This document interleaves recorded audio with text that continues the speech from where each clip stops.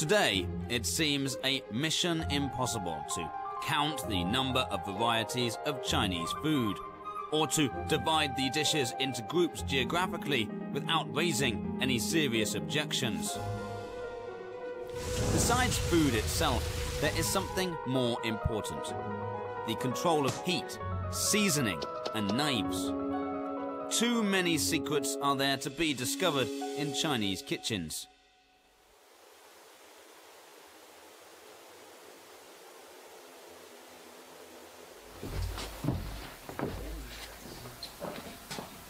This hut is where the tashis dry their handmade potteries. It's also where the salted meat, which is called pipa pork by the Tibetans — pipa is a Chinese traditional string instrument — they have been hung here for more than half a year.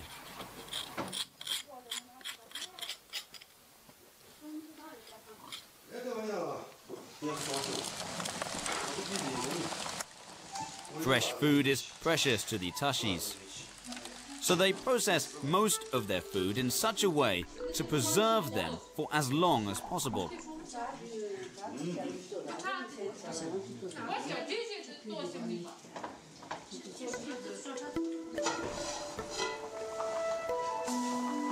The lunch is for the neighbors.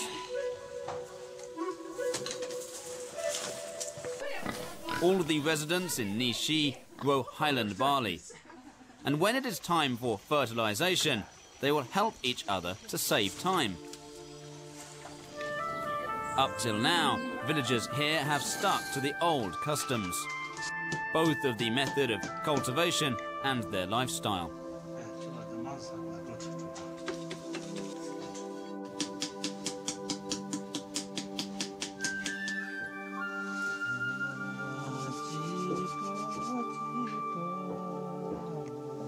Tashi is a potter specialized in making black potteries. Some of the black potteries he made will be bought by the travelers, but it does not mean that they are handicraft. Instead, the black potteries here are the secret of the kitchens.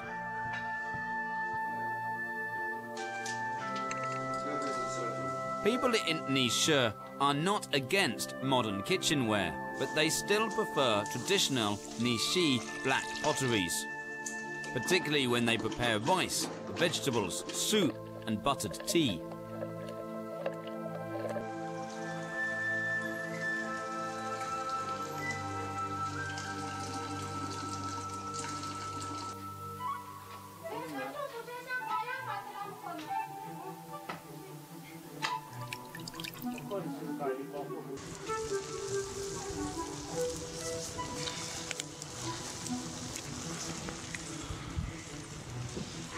The practice of boiling in cooking is closely linked to the invention of pottery cookers, among which is Nishi black pottery, a young member of the family, yet with a history of 3,000 years.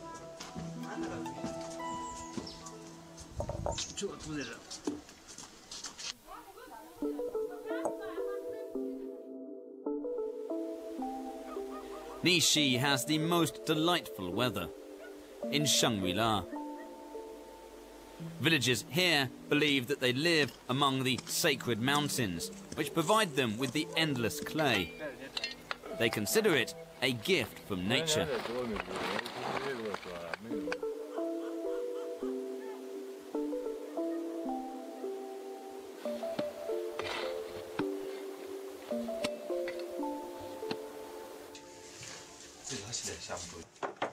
The black pottery regains its popularity in recent years, which makes the young grow more interest in the craftsmanship. The eldest son of Tashi is also known as Li Xiaolong. He has been working out of the village for several years, and now he's back.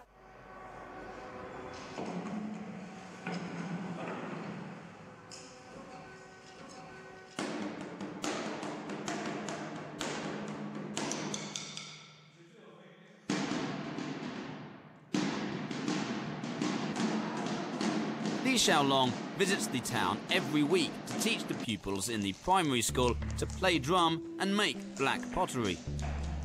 He wishes to open a pottery classroom in the town, but for now, he has to help his family in the fields.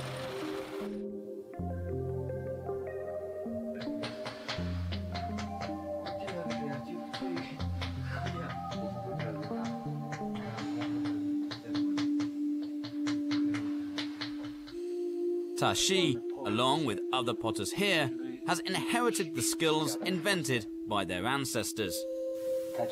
You can see the lines are coming out here.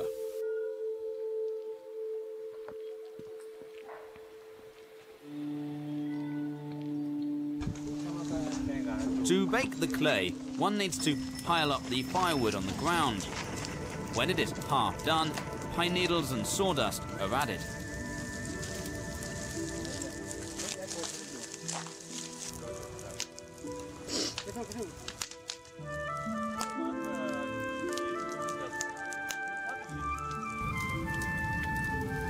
The finished product is black, the most valued colour among Tibetans. It's a result of a chemical reaction between carbon molecules and the clay. Pottery cookers are not able to play the leading role in modern kitchens, but the Nishi black pottery is a living specimen. Before bronze was introduced into the kitchen, pottery had been the sole hero in Chinese kitchens. People couldn't imagine another way to cook the food, besides baking and roasting, until pottery came into being. It was a surprising leap in cooking.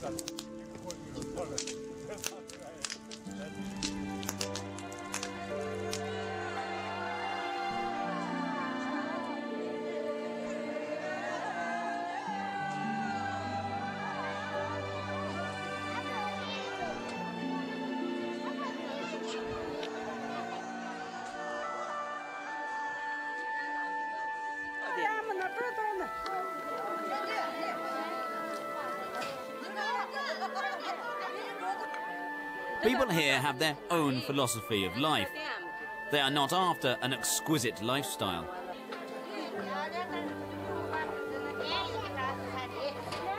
There is hardly anything in their diet except simple food and simple cooking.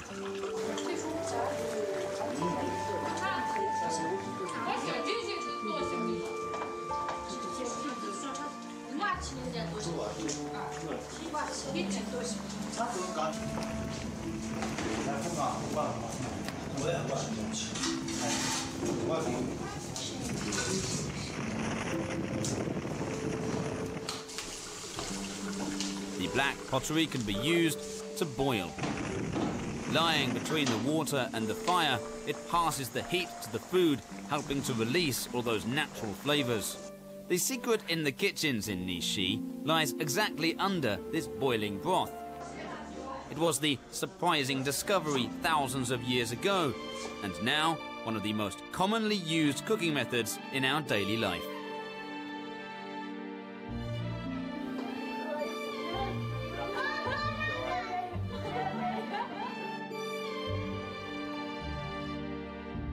In China, food is usually connected with gratefulness.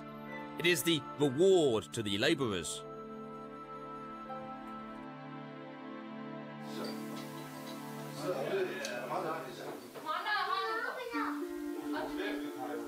Another kind of pottery cooker is used in Kunming, which is a city near Shangri-La.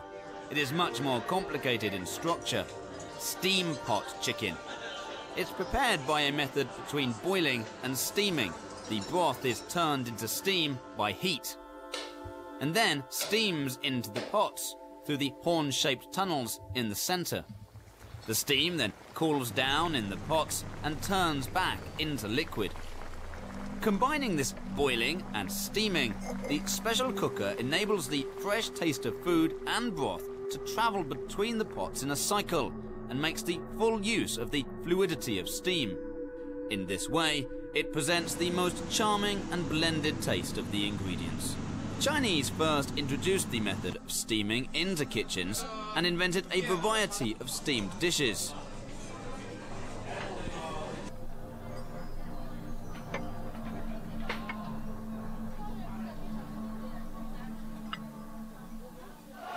People here in Junan town in Shunde are celebrating the Double Ninth Festival. The young are marching, carrying a statue of Guangdong, while the old wear cornel on their heads.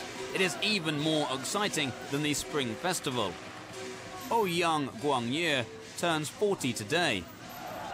But he has no time to hold a party, because there's a much bigger one for him to prepare, a country banquet.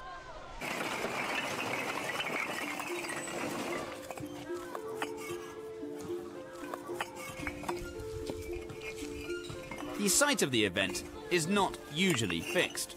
Shunde is the home of delicacies. The kitchen they are building now apparently holds no secrets, but it's going to meet the challenge from the most critical food buffs in Guangdong. Young knows clearly that the choice of ingredients is one of the deciding factors of today's banquet.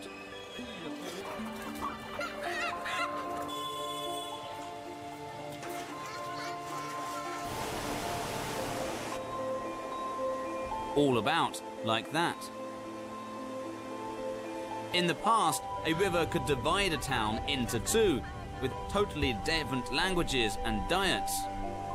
However, it now connects and goes through our lives, with a rapidly growing economy on one end and an old, unchanged customs on the other.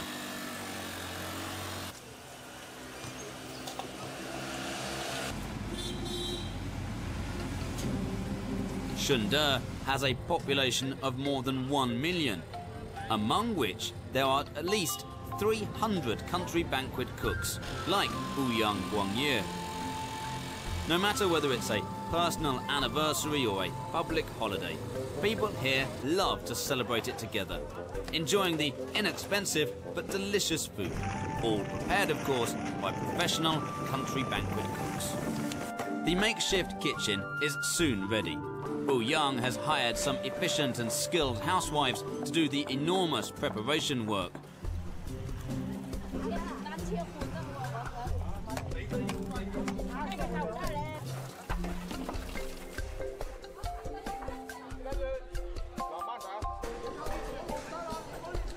During the festival, the same banquet can be seen daily in different villages. The days of celebration aim to continuously remind the young generation to respect the elders.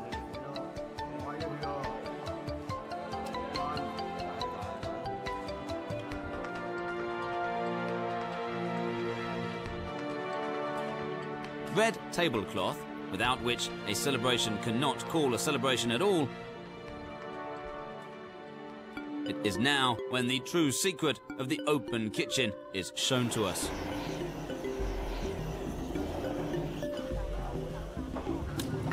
This is a whole, freshly slaughtered pig. Young and his assistants need to prepare it as quickly as possible to keep the fresh taste.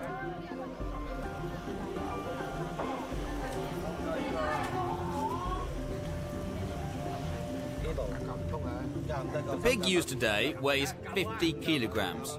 It has been cleaned. Now, Young will apply salt, sugar, spices and sesame, as well as white spirits all over the skin. Then, you'll need to marinate the pork for a long time. This is essential to achieve the perfect taste. Chinese prefer fresh-made food, which means the longer the marinade is needed, the better the cook should be at timing.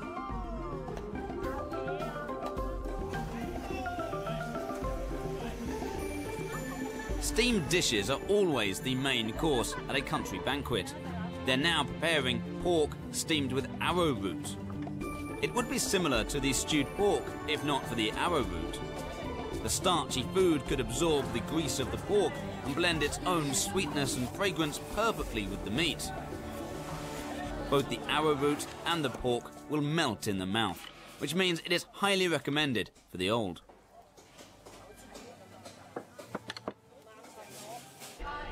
The main idea of pork steamed with arrowroot is to break it up, while the Junan steamed pig has to be prepared whole. 3 hours have passed. White spirits are added into the marinade. Then, Young moves the entire pig into a special steam cupboard.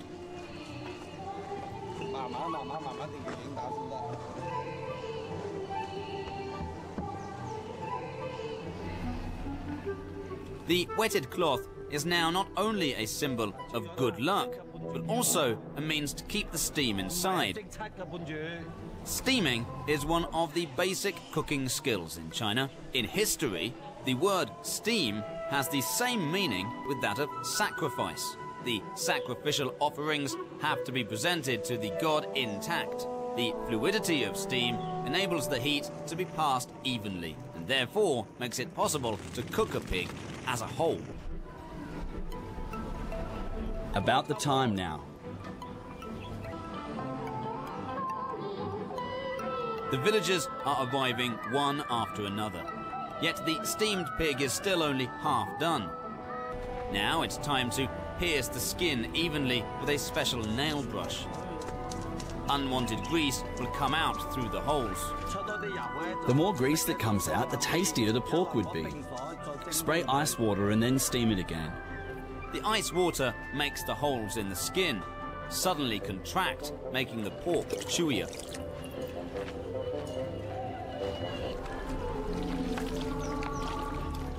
The steam dispersed by the icy water will regather and cycle in the cupboard. It'll take another 20 minutes. After that, the entire pig will be ready to be served.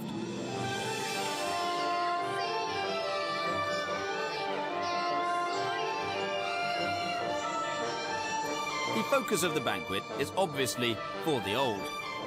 They will receive money wrapped in red paper and blessings from the younger generation. From the sacrificial rites in history to today's celebrations, banquets like this help people to get closer. It offers a chance to share delicious food together. Use big cups, make it half and half. Cut the carrots into two and place pineapples at the bottom. Okay, let's make pineapple spare ribs.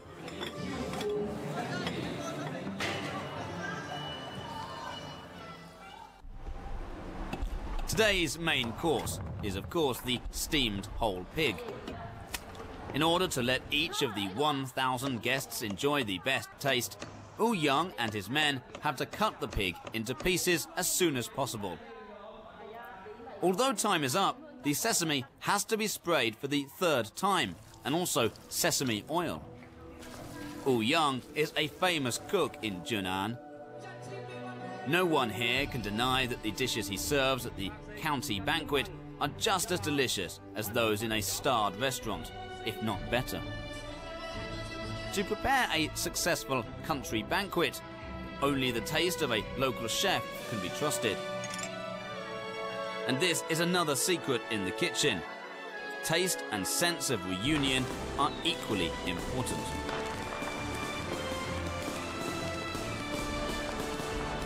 Ouyang Guangye spent his 40th birthday dripping with sweat in the kitchen. The best gift he's received today? The time when his folks said to him, "Delicious." In Chinese kitchens, steaming is more frequently used to make staple food than dishes. Baozi is one kind of Chinese staple. It's a kind of dumpling stuffed with various ingredients. The stuffing should be properly steamed, and at the same time making sure that the wrapping does not collapse. Yangzhou is the birthplace of Huaiyang cuisine.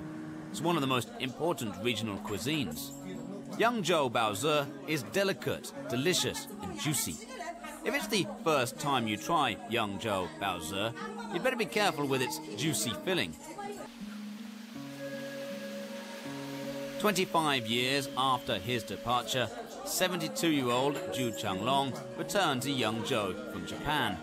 Now he's back in the familiar Yechun tea house, enjoying a cup of tea with some old friends.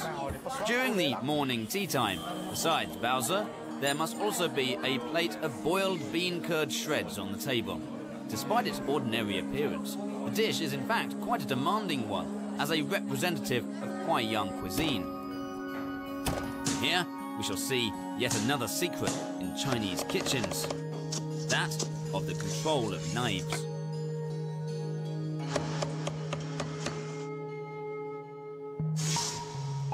Tofu has developed a variety of forms since it was invented by the Chinese 2,000 years ago.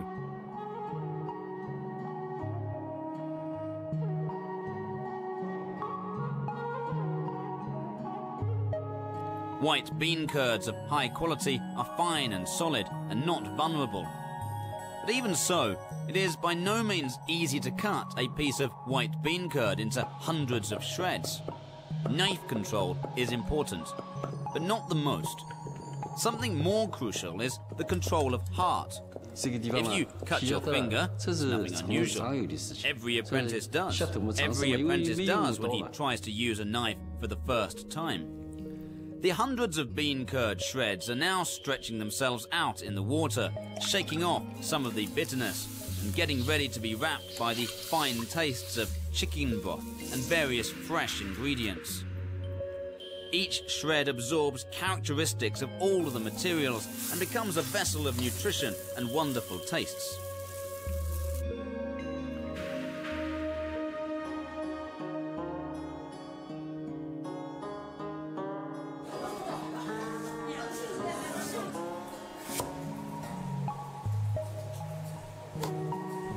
Around 1,000 years ago, coal became widely used as cooking fuel. But it is from the age of firewood when Chinese cooks developed the habit of valuing heat, which requires cooks to cut the food into proper forms, according to the way that they are cooked.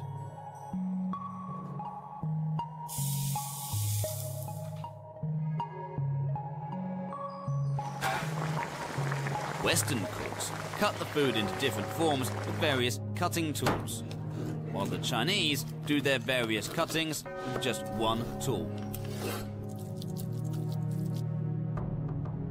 Sunflower chopped pork. The pork is sliced using the most commonly used skill, plain cutting. It is commonly known as Yangzhou style braised meatball. To achieve a super spongy taste, the streaky pork is sliced, shredded, and diced into the size of a pomegranate seed. They do so because probably diced meat would be easy to roll into a ball and unlikely to collapse.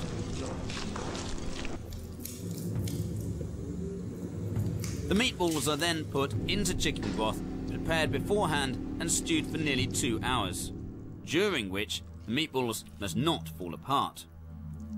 But after this, there is still more to be done. When the meatballs fully absorb the essence of the chicken broth, remove any grease from the surface and put them into a fresh pot of chicken soup. This is the last step of making Yangzhou-style braised meatballs.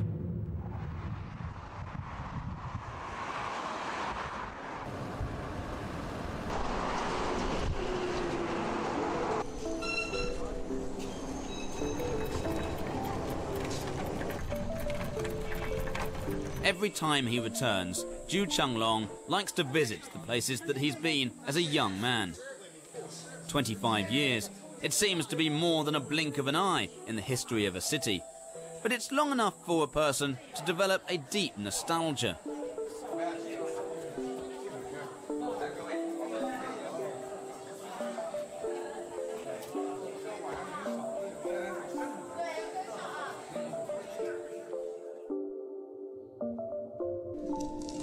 Plain cutting or oblique cutting. A cook specialised in Chinese cuisine knows it too well that even the slightest change in cutting may directly result in a total difference in the feeling on the tongue or the teeth. Chinese food can never be judged simply according to the degree of heat used to cook.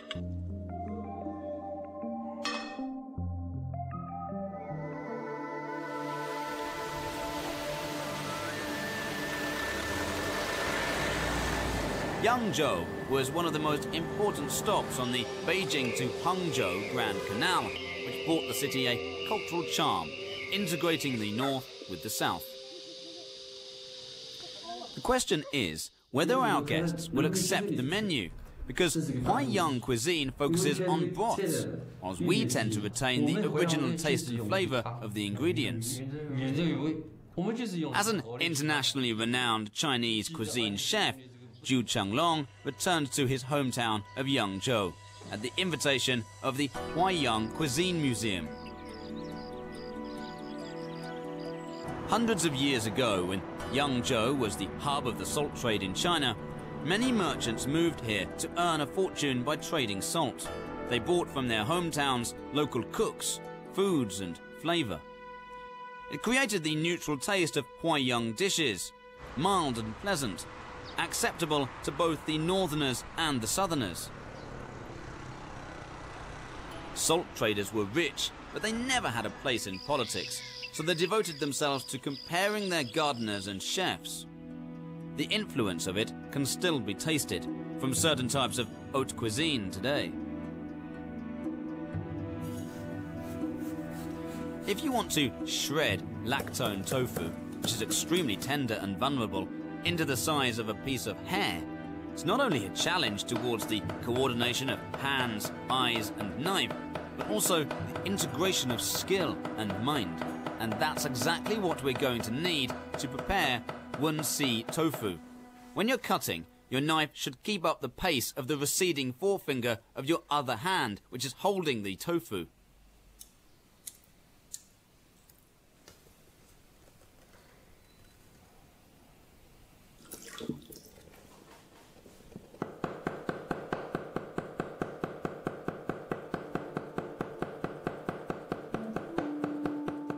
You slice it and then shred.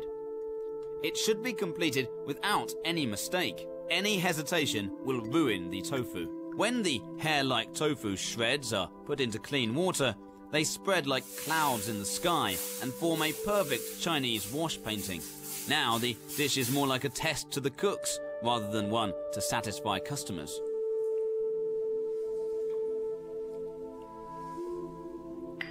Zhu Changlong began his practice at the age of 19.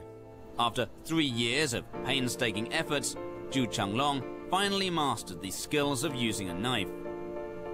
Cutting skills require vigor and energy, but a successful cook relies not only on youthfulness, but also rich experience, which are normally more important. Monk Tianjun's soy duck is made up of winter bamboo shoots and green and red pepper, wrapped in the skin of soya bean milk.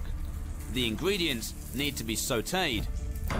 It's a cooking method between frying and stir-frying. There is only a tiny sheet of oil between the food and the frying pan. Since the temperature of the oil sheet goes up instantly, the control of heat is the key here. More heat will obviously burn it, and less will not do. No matter if it's animal fat or vegetable oil, Chinese cooks cannot do without them when they are going to show off their frying skills. The temperature of oil is higher than water, which means that oil could rapidly dehydrate the surface of food, not only to make it edible, but also to give it a nice burnt flavor and crisp taste. When we are using oblique cuts to deal with this fish, we'd better make it a long and clean cut, especially the tail. In this way, the tail would bend upwards. Each day, Zhou Sai-chun goes to work in a cook's uniform. She's teaching cooking skills. Zhou tries her best to pass on to the students all her experiences that she's acquired in more than 30 years of cooking. The horn goes upwards with the paws clenched. You've got to put that a bit forward. The art of cooking cannot be mastered only by reciting and doing paperwork. Classes in a cookery school is more like a laboratory. No one can be spared the mountains of homework and become a chef at the first try.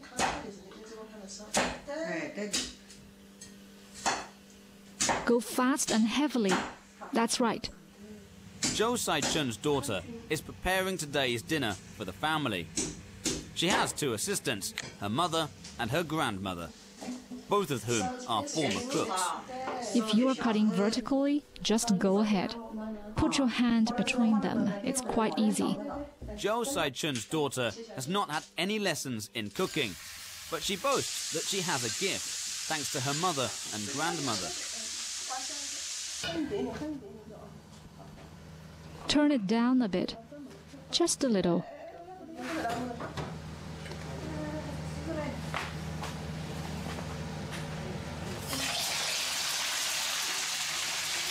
This is a typical kitchen in Chinese households. Oil is used in almost all of the dishes.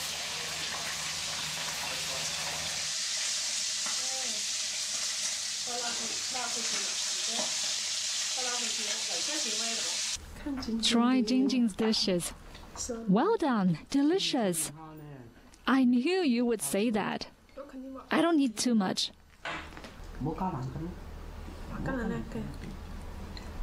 Zhou Saichun won't evaluate her daughter's amateur practice run with her professional taste buds. To the Chinese, dishes for the family need no unique skills. I don't think you are excited. Young Li Jing works for a TV station as a makeup artist. Like her mother, Young also earns her living with her hands. The difference lies in her irregular lifestyle. Nevertheless, she has a better working situation, comparatively more comfortable and glamorous.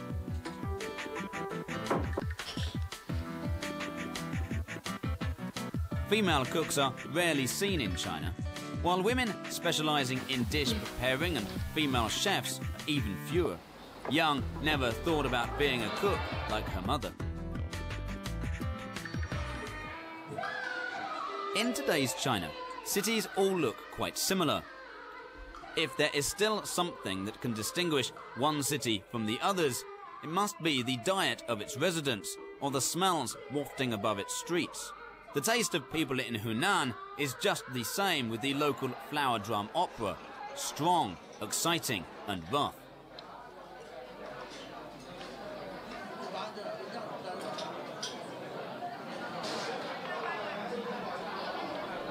Smells good. The flavour Zhou Saichun is talking about is the burnt flavour released in frying. Although more and more theories and tests are showing us the bad influence of overtaking oil and fat, the Chinese still cannot do without the crisp taste of fried food, just as people in Hunan cannot give up their strong-smelling bean curds.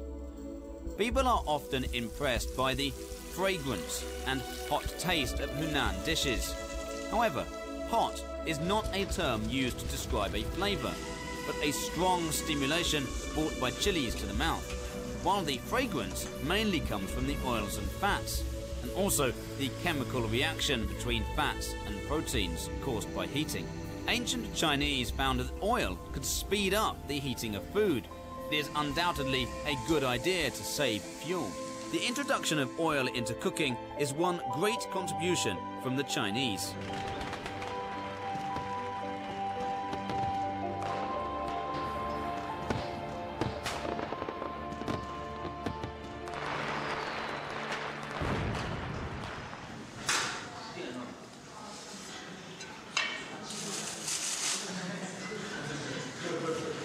This is Zhou Saichun's kitchen.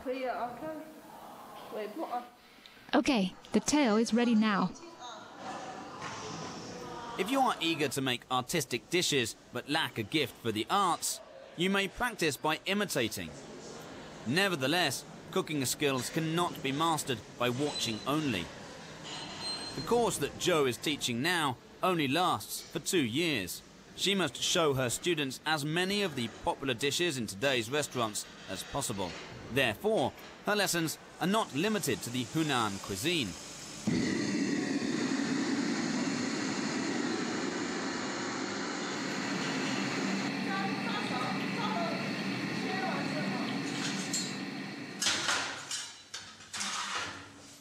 Now fry the shrimps until they turn bright yellow.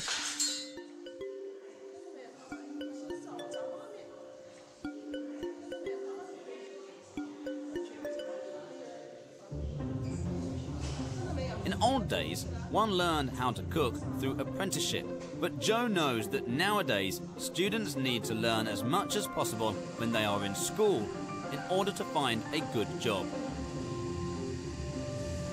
Her students are all around 20 years old. to most of them, cooking will be a skill to make a living. But before they thoroughly master the skill and become magicians in the kitchen, there's still a long way to go.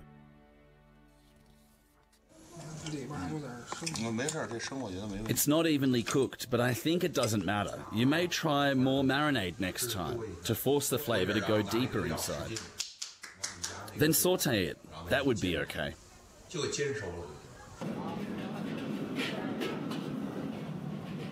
Dong Junshang is a famous chef and also a gourmand. He is the person who decides whether a new dish can be added onto a menu. What do you think of it? It's badly fried. You cut it, then it falls apart. The appearance is ruined. The key is the chicken. We have to get fresh ones. They last only a few days. After that, they will be too tough to be served. And pay attention to the flavour. It is a usual practice to add new dishes into the menu regularly. This time, Dong is trying to cook a classical dish, stewed sea cucumber with Welsh onion, in an original way.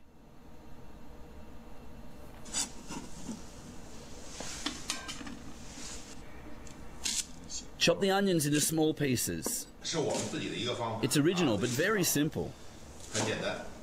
Yet from the cutting of onions, seemingly simple, to the extracting of onion oil and puffing up dried sea cucumbers, which are more complicated, each procedure has strict criteria. When we soak the dried sea cucumbers in water, we have to exercise good control to puff them up properly. It would be perfect if you puff them up to the extent that no more water coming out of them. Because if you put the sea cucumbers into the broth now, the flavour would reach deep inside. If you think that only haute cuisine with ingredients like sea cucumbers requires complicated procedures, you are wrong. This is the kitchen in a luxurious hotel. It's fully equipped. However, the cuisine chef Liang Zegong is going to prepare here by no means a special dish: salted duck eggs. Since many years ago, Liang has not been cooking in the kitchen himself. Recently, a visit to the countryside aroused his desire to cook a special dish. Liang is now running a design studio for food and beverages. With his help of his international background and rich experiences in cooking, Liang has participated in many projects of high-ranking restaurants around the world. To be specific, Liang is passing on to the others the secret in the kitchen that he has discovered. Quite impressive. This is the city wall of Ming Dynasty. It's carefully planned. Liang often travels around the world with his wife, Su Ning. They also like to visit the countryside to seek inspiration.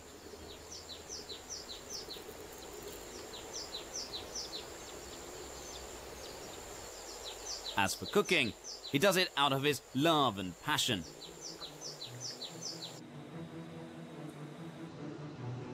Liang Zigong is a Singaporean-born Chinese. When he was young, Liang was famous for his originality. But his knowledge of Eastern and Western cookery is the chemical point of view also makes him tend to respect the tradition. This Chinese restaurant in Hangzhou is also managed by Liang's team. Chef Ye Baorong is one of his old friends. Today, the two are going to cooperate to make a new version of a famous Hangzhou cuisine, steamed grass carp in vinegar gravy. The control of heat is always a crucial secret in Chinese kitchens. The timing of beginning and ending, the degree of its power in different stages, the proportion of oil to water according to the food, all of them require a specific knowledge. To make a perfect steamed grass carp in vinegar gravy, the control of heat is particularly important. They cut the fish half and half. One half is boiled, the other is fried. Both need to pay special attention to the time, when to put the fish in and when to take it out. Otherwise, the characteristic tender taste will be lost.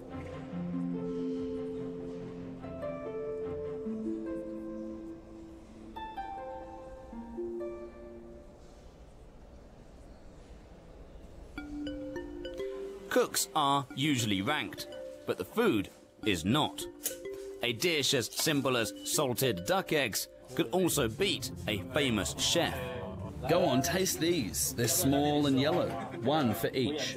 Liang Zigong has prepared these eggs for an entire month, but when he shares them with friends, he finds that it's not successful. It's overdone, overboiled. The colour is acceptable, but overboiled. Cheers!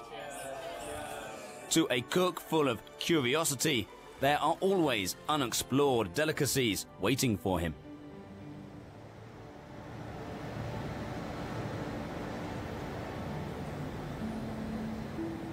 To the professional cooks, the secrets in the kitchen are their lifetime fortunes.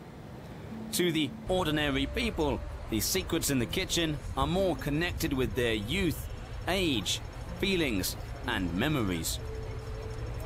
Like all other large cities, Hong Kong wakes up early.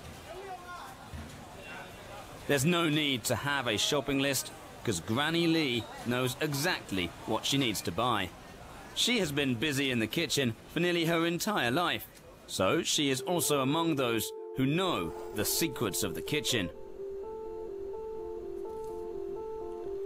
Liang Yihu is a fine artist and also the founder of a charity. Artistic creation is not a motivation for her, but as release of feelings, so is her understanding of food. Compared to the skills needed in cooking, it is the unspoken love poured into the dishes that is so fascinating to her.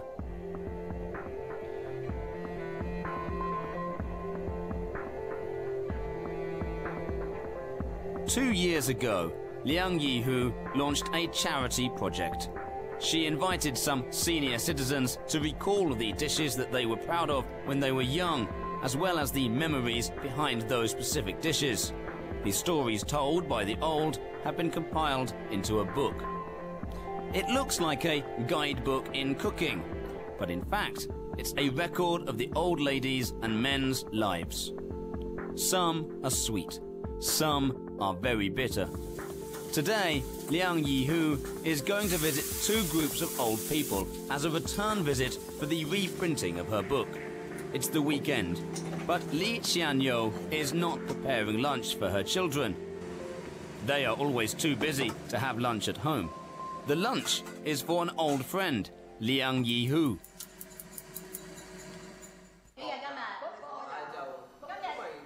Ashan brewed this. Of course, I know how to. Go on, open your mouth. Okay, you do it.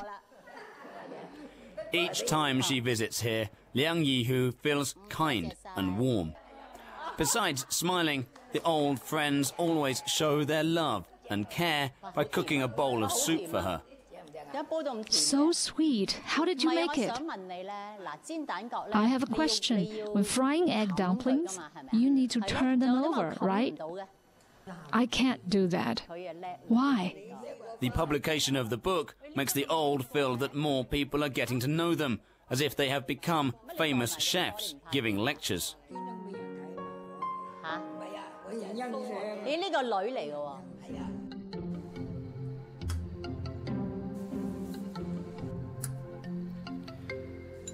They are stuffing meat into the pomelo peels, using egg as a seal. The stuffed pomelo peels are to be sautéed and then stewed. It's Granny Lee's original recipe.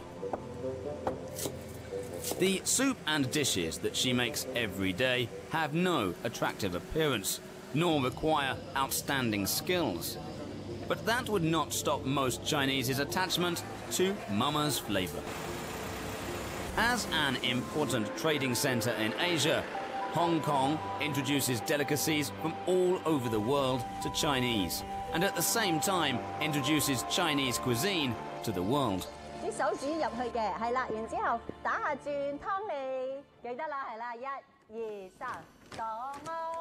Now cross your fingers and spin. Do you hear me? 1, 2, 3. You're enjoying yourself so much. Shall we make a wish? Next time when you meet here again, what do you want to eat? Tell me, one for everyone.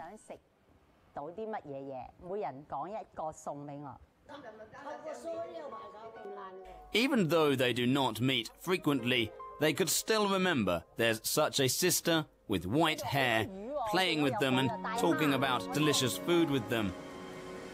Although their taste buds are aging, the taste of delicious food in the hometown still remains very much in their memory.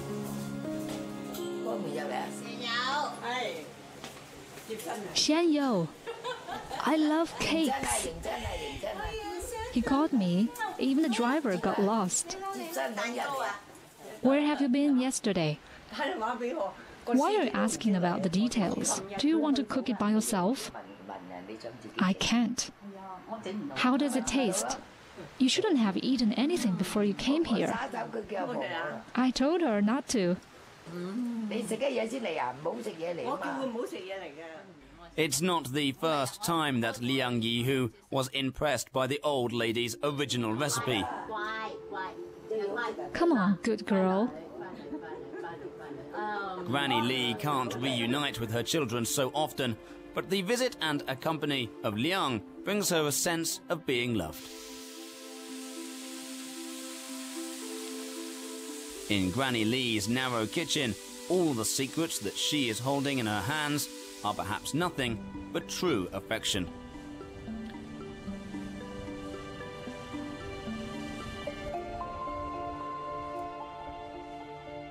So what exactly is the secret in the kitchen? Is it the pipa pork prepared by the black pottery potter? Or the overwhelming skills of cutting as shown by the master in Yangzhou? Is it hidden in the salted duck eggs, which accidentally beat an internationally renowned chef? Or is it in the bowl of soup in an old lady in Hong Kong? Outwardly, the secret of the kitchen is the art of water and heat. Inside, it is no more than the harmonious interaction between human and nature. The earth offers everything it has to humans, and humans share their common enthusiasm towards delicacies. Therefore, the secret in the kitchen is nothing.